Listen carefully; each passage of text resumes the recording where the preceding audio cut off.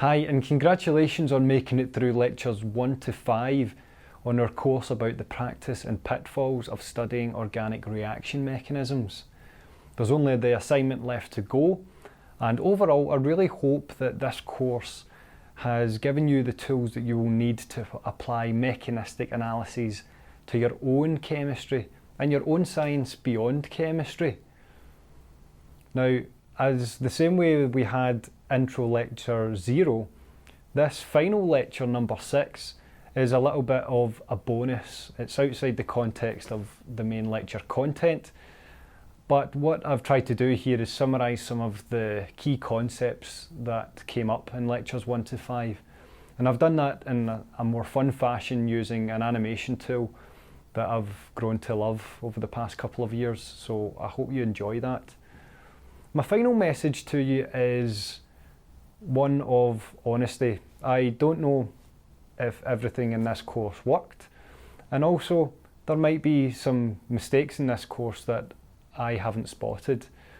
So whether you have questions about the content, advice or feedback on how to improve it, or a note about some silly mistakes that have made their way into the course content, I want to thank you in advance for caring enough to spot this and for caring enough to reach out to me. You'll see my longer term contact details on the lecture that you're about to see as part of the animation. So once again, a very well done to you for making it all the way through the course. Some of the content is quite tricky, and again, I really hope you'll find it valuable in your career going forward.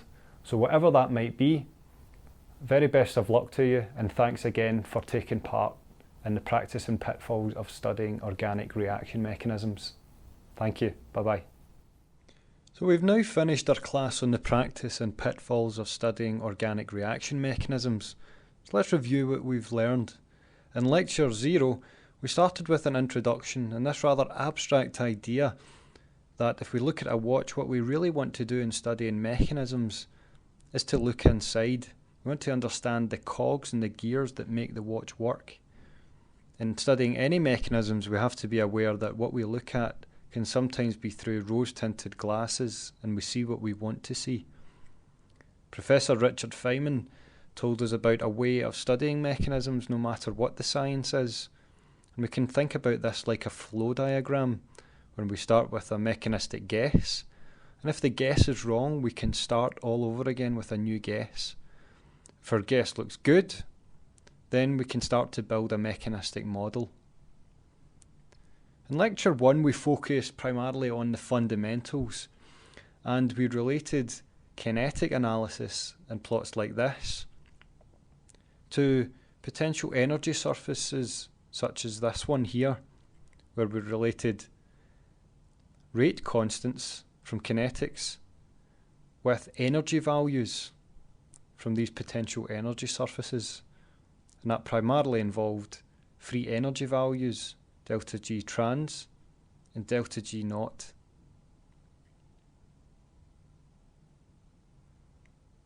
In lecture 2, we moved on to look at isotope effects, and in this case we looked at the spring model of bonds and focused on the inherent differences between CH and CD bonds.